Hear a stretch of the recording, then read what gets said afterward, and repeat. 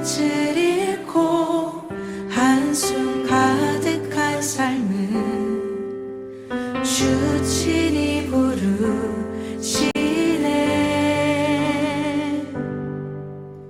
나의 약함 모두 아시는 주께 내 신을 벗습니다.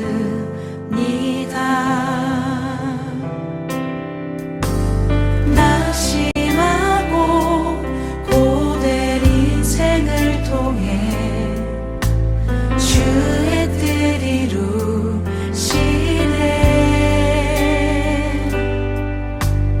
갈 길 잃은 삶의 장소만 되어 주가 역사하시네. 바다의 길을 내며 하늘에 빛을 두신 주, 내 깊은 두려움 다 씻어주시네. 주 품에 가득 안겨 언약의 길을 걸으리. 한없는 그 사랑 나 찬양하리라. 감사합니다. 2024년 4월 3일 사랑하는 주님의 백성들에게 주시는 말씀은 거룩한 제사장이 되자입니다. 성경 말씀은 베드로전서 2장 4절에서 5절 말씀입니다. 사람에게 버림바가 되었으니 하나님께서는 택하심을 입은 보배로운 산돌이신 예수님께 나아가 너희도 산돌같이 신령한 집으로 세워지고 예수 그리스도로 말미암아 하나님이 기쁘게 받으신 신령한 제사를 드릴 거룩한 제사장이 될지니라. 아멘. 베드로전서 2장 4절에서 5절 말씀입니다. 자, 베드로전서 2장은 하나님께 영광을 돌리는 신령한 제사를 드리는 제사장이 되자입니다. 자, 신령한 제사는 그리스도인의 삶을 말합니다. 사도는 삶 전체를 하나님께 드리는 제사, 예배로 보고 있습니다. 자, 이번 주에는 하나님이 행해 주신 일을 알아보고 다음 주에는 우리가 해야 할 일을 알아보겠습니다. 사도 베드로는 이를 영광스러운 교리, 하나님이 해주신 일에 근거해서 권면을 하고 있습니다. 교리를 떠난 윤리는 소리나는 시끄러운 꽹과리와 울리는 징일뿐이요 실천할 수 있는 능력을 주지 못하기 때문입니다. 첫 번째로 성전과 제사장인 성도입니다. 베드로전서 2장 2절 말씀에 갓난 아기들 같이 순전하고 신령한 젖을 사모하라. 이는 그로 말미암아 너희로 구원에 이르도록 자라게 하려 함이라. 성도들이 성전이고 제사를 드릴 제사장이라고 합니다. 베드로전서 1장 23절에서 너희가 거듭난 것은 태어남을 말씀합니다. 태어난 이들의 신분이 왕같은 제사장이라 말씀합니다.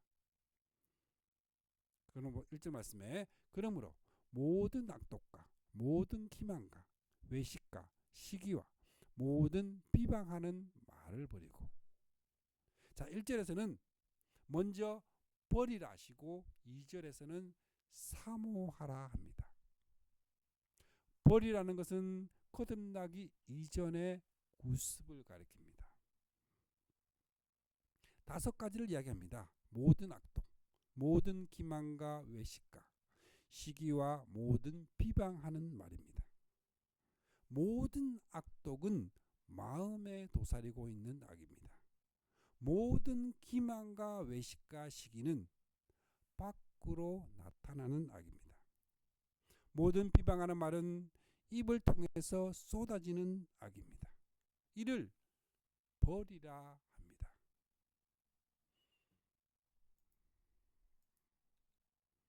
그런 후에 갓난 아기들 같이 순전하고 신령한 젖을 사모하라 합니다. 우리가 태어날 때 갓난 아기로 태어난 것 같이 거듭날 때도 어린 아이로 태어나기 때문입니다. 순전하고 신령한 젖은 섞이지 아니한 하나님의 말씀, 복음을 말합니다. 그가 순전하고 신령한 젖을 사모하라. 이는 그로 말미암아 너희로 구원에 이르도록 자라게 하려 함이라. 그냥 젖이라 하지 않고 순전하고 신령한 젖이라 말씀합니다. 자, 이렇게 말씀하는 이유는 불순물이 포함된 젖을 먹이는 선생들이 있기 때문에 의도적으로 한 말씀입니다. 베드로후서는 이 거짓 선생들을 경계하기 위해서 기록이 된 것입니다. 순전하고 신령한 젖을 사모하라. 이는 그로 말미암아 너희로 구원에 이르도록 자라게 하려 함이라. 디모데후서 3장 14절에서 17절. 성경은 구원에 이르는 지혜가 있게 하느니라. 고린도전서 1장 17절에서 21절. 십자가의 도가 멸망을 받는 자들에게 미련한 것이요 구원을 받는 우리에게는 하나님의 능력이라. 고린도전서 15장 1절에서 2절. 내가 너희에게 전한 복음을 너희에게 알게 하노니 너희가 만일 내가 전한 그 말을 굳게 지키고 헛되이 믿지 아니하였으면 그로 말미암아 구원을 받으리라. 로마서 1장 15절에서 16절. 이 복음은 모든 믿는 자에게 구원을 주시는 하나님의 능력이라. 사도 바울도 고린도후서 2장 17절에 우리는 저 많은 사람들처럼 하나님의 말씀을 팔아서 먹고 살아가는 장사꾼이 아닙니다. 우리는 하나님께서 보내신 일꾼답게 진실한 마음으로 일하는 사람들입니다. 우리는 하나님이 보시는 앞에서 그리스도 안에서 말하는 사람들입니다. 이것이 순전한 젖입니다. 초대교회 당시에 수많은 사람들이 말씀을 혼잡하게 했다면 그로부터 2000년이 지난 지금 현재의 우리는 어떠할까요? 자, 베드로전서 2장 3절 말씀에 너희가 주의 인자하심을 맛보았으면 그리하라. 모유를 먹던 아이는 우유를 먹으려 하지 않습니다. 왜냐하면 모유를 맛보았기 때문입니다. 그렇듯이 주의 인자하심을 맛본 사람은 거듭난 사람은 순전하고 신령한 젖을 사모하게 된다는 말씀입니다. 순전하고 신령한 젖의 맛을 아는 사람들은 혼잡된 젖은 당연히 싫어하게 됩니다. 자, 그러면 왜 버리고 사모하고 자라야 할까요? 4절과 5절에서 설명을 하고 있습니다. 자, 결론부터 말씀을 드린다면 하나님이 기쁘게 받으실 신령한 제사를 드릴 거룩한 제사장이 될지니라. 거룩한 제사장이 되기 위해서입니다. 자, 갓난 아기로는 이 직무를 수행할 수가 없기 때문입니다. 자, 5절 말씀 안에는 신령한 직과 신령한 제사와 거룩한 제사장이 있습니다. 이 의미를 깊이 깨달으시기를 부탁을 드립니다.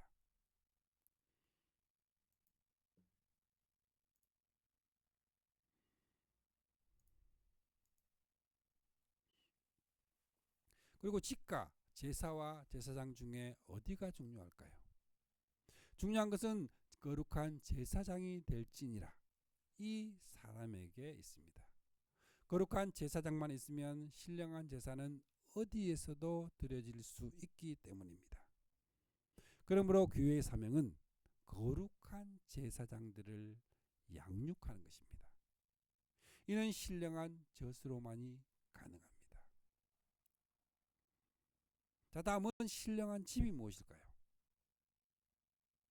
사람에게 버림바가 되었으나 하나님께서는 택하심을 입은 보배로운 산돌이신 예수님에게 나아가 너희도 산돌같이 신령한 집으로 세워지고. 자, 우선적으로 신령한 집은 교회를 가리킵니다. 주님은 모퉁이 돌이 되시고 성도들을 연결하여 세워져가는 계속적으로 확장되어 나간다는 것입니다. 그런데 신령한 집을 교회로 한정을 한다면 오늘날과 같은 신앙의 허점을 드러내게 됩니다. 왜냐하면 신령한 집의 최소의 단위는 성도의 몸이기 때문입니다. 너희의 몸은 너희가 하나님께로부터 받은 바 너희 가운데 계신 성령의 전인 줄을 알지 못하느냐 합니다.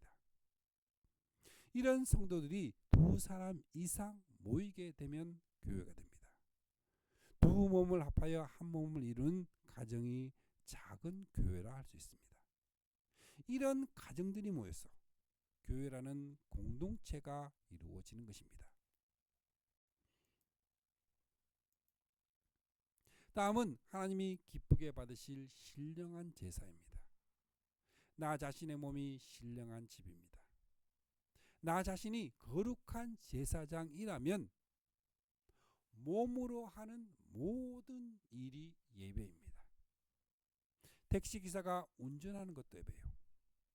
주부가 식사를 준비하는 것도 예배예요. 학생이 공부하는 것도 하나님께 드리는 예배입니다. 사도 바울은 로마서 12장에 사랑하는 형제들이여 여러분에게 부탁합니다. 여러분의 몸을 거룩하게 하여 하나님께서 기뻐 받으실 산 제물로 드리세요. 이것이 진정한 예배입니다. 신령한 제사는 요한복음 4장 24절에 하나님은 영이시니 예배하는 자가 영과 진리로 예배할지니라. 로마서 12장 1절에서 2절 너희 몸을 하나님이 기뻐하시는 거룩한 산 제물로 드리라. 이는 너희가 드릴 영적 예배니라. 하나님께서 여러분에게 베푸실 일을 생각할 때 이것이 무리한 요구일까요? 그리스도인들에게 자신의 정체성과 이런 각성이 있어야만 합니다. 이 점을 강조하는 것은 이런 각성이 있어야만 베드로전서 2장 11절에서 3장 12절에 건면하는 이 의미를 깨달을 수가 있고 감당할 수가 있기 때문입니다. 6절 말씀에 성경에 기록하였으되 보라 내가 택한 보배로운 모퉁이 돌을 시온에 두노니 합니다. 자, 시온에 둔다는 말은 시온에서 나타나실 탄생을 의미합니다. 이 돌이 나타나게 되는 날, 2가지의 반응이 일어나게 될 것을 말씀합니다. 그를 믿는 자는 부끄러움을 당하지 아니하리라. 믿지 아니하는 자에게는 부딪히는 돌과 걸려 넘어지게 하는 바위가 되었다 말씀합니다. 건축자들의 버린 돌이 모퉁이의 머릿돌이 될 것이 이미 시편 118편 22절 말씀에 예언을 하였습니다. 그래서 사람에게 버림바가 되었으나 자, 하나님께는 택하심을 입은 보배로운 산 돌이신 예수님이라 말씀합니다. 8절 말씀에 그들이 말씀을 순종하지 아니함으로 넘어지나니 이는 그들을 이렇게 정하신 것이라. 성경에 기록된 말씀에 근거하여 증언합니다. 그들이 말씀을 순종하지 아니함으로 넘어지나니 이는 그들을 이렇게 정하신 것이라. 자, 히브리서 3장 18절에서 19절 또 하나님이 누구에게 맹세하사 그의 안식에 들어오지 못하리라 하셨느냐 곧 순종하지 아니하던 자들에게가 아니냐. 이를 보건대 그들이 믿지 아니하므로 능히 들어가지 못한 것이라. 베드로전서 3장 20절. 그들이 전에 노아의 날 방주를 준비할 동안 하나님이 오래 참고 기다리실 때에 복종하지 아니하던 자들이라. 마태복음 7장 24절에서 27절. 나의 말을 듣고 행하지 아니하는 자는 무너져 그 무너짐이 심하니라. 지금까지의 말씀드린 것을 정리를 해보겠습니다. 너희가 신령한 집 곧 성전이다. 너희가 그 성전에서 섬길 제사장이다. 너희 자신이 제물이라 말씀을 합니다. 여기서 잊어서도 놓쳐서도 안 될 것이 있습니다. 그것은 예수 그리스도로 말미암아라는 말씀입니다. 기차가 기관차에 의하여 끌려가듯이 복음, 예배, 축복, 성화의 삶, 그 외에 무엇이든지 전부가 예수 그리스도로 말미암아 이 말씀에 연결이 되어 있습니다. 이 말씀을 놓치게 된다든가 끊어지게 되면 너희는 그리스도에게서 끊어지고 은혜에서 떨어져 나간 사람입니다. 그런데 우리들은 이 말씀을 놓치고 심지어 끊어진 상태에 있는 주님의 자녀들은 없으시기를 부탁을 드립니다. 두 번째로 그리스도인의 정체성입니다. 자, 베드로전서 2장 9절 말씀에 그러나 너희는 택하신 족속이요 왕 같은 제사장들이요 거룩한 나라요 그의 소유된 백성이니 이는 너희를 어두운 데서 불러내어 그의 기이한 빛에 들어가게 하신 이의 아름다운 덕을 선포하게 하려 하십니다. 그리스도인의 정체성을 일깨워주고 있습니다.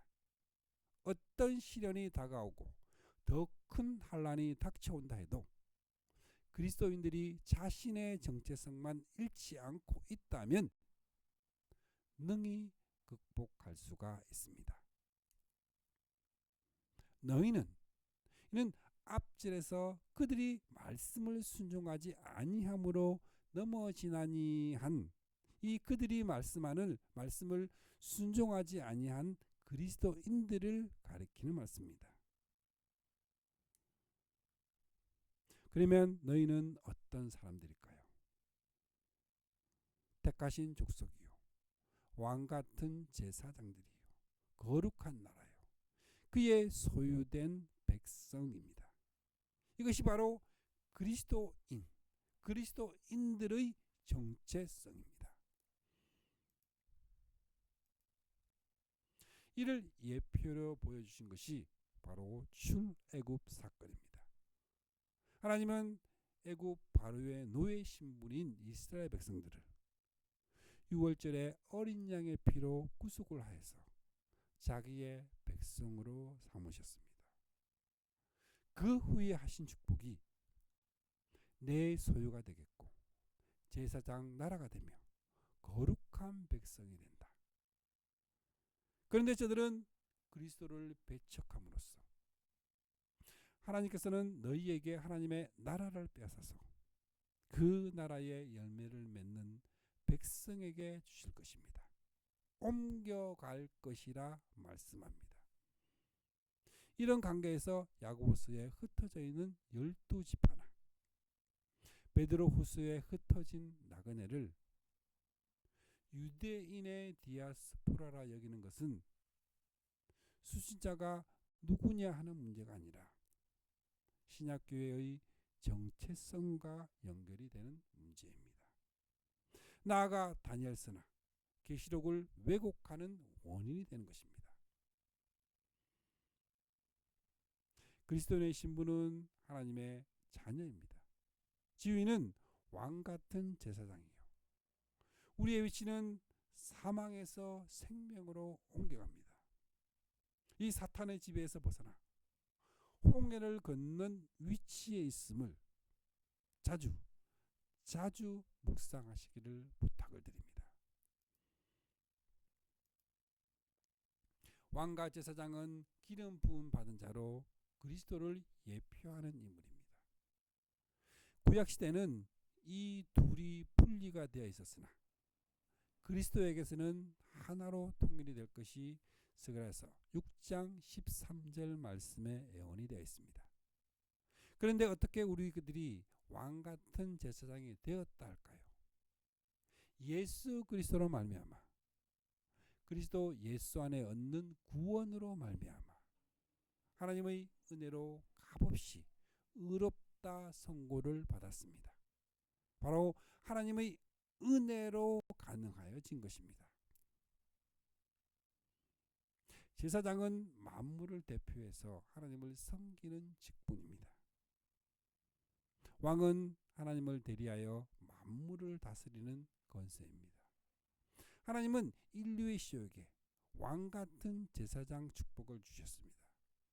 그런데 범죄로 말미암아 이를 상실하고 사탄의 노예로 전락하였습니다. 구원계획, 이 구원계획은 회복의 역사입니다.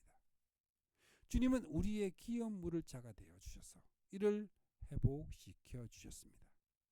그러므로 우리는 하나님 앞에 예배는 제사장으로서 드리는 것입니다. 선한 싸움은 왕의 권세로 싸우는 것입니다. 이것이 하나님이 기쁘시게 받으실 신령한 제사입니다. 그런데 반드시 알아야 하는 것은 이스라엘을 제사장 나라로 삼으신 것은 그들만 구원을 얻으라는 뜻이 아닙니다. 그 민족을 통해서 그리스도를 보내어 천하 만민을 구원하시려는 계획이 있으셨기 때문입니다. 동일한 원리로 신약교회를 제사장으로 삼아주신 것은 9절 말씀에 이는 너희를 어두운 데서 불러내어 그의 기이한 빛에 들어가게 하신 이의 아름다운 덕을 선포하게 하려 하십니다. 우리들을 어두운 사망의 나라, 죽음의 나라에서 생명의 빛의 나라로 옮겨주신 것처럼 아름다운 덕을 선포하게 하려 하십니다. 우리를 통해서 만민이 구원을 얻게 되기를 원하신다는 말씀입니다. 너희가 전에는 백성이 아니더니 이제는 하나님의 백성이요 전에는 긍휼을 얻지 못하였더니 이제는 긍휼을 얻은 자니라. 이 말씀에는 전에는 이제는 하고 비교를 하고 있습니다. 전에는 여러분이 그리스도를 전혀 모르던 시절을 생각하여 보십시오. 그때 여러분은 하나님의 자녀들과 원수가 되어 있었으므로 하나님께서는 여러분에게 아무런 도움을 약속하지 않으셨습니다. 여러분은 하나님도 모르고 희망도 없는 멸망할 수밖에 없는 존재였습니다. 이제는 그리스도 예수님께 속한 사람들입니다. 비록 전에는 하나님과 멀리 떨어져 있었으나 그리스도 예수께서 피를 흘려 이루신 그 구원으로 이제는 하나님과 가까워졌습니다. 오늘의 말씀의 표현대로 하면 택하신 족속이요 왕같은 제사장들이요 거룩한 나라요 그의 소유된 백성이 되었다는 말씀입니다. 이것이 그리스도인들의 정체성입니다. 이 말씀은 아직 거듭나지 못한 사람들에게는 해당이 되지 않는 말씀입니다. 하나님의 가문에 태어나서 제사장 신분이 된 그러나 아직 어린아이 같은 성도들에게 거듭나기 이전의 구습을 버리고 순전하고 신령한 젖을 사모하여 자라게 해야 합니다.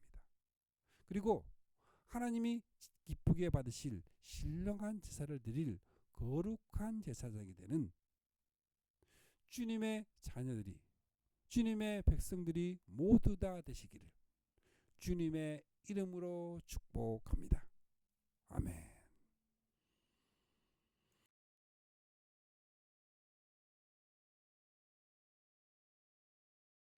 말씀을 통해 주님의 사랑을 느끼며 주님의 은혜의 축복을 받는 기도의 시간입니다.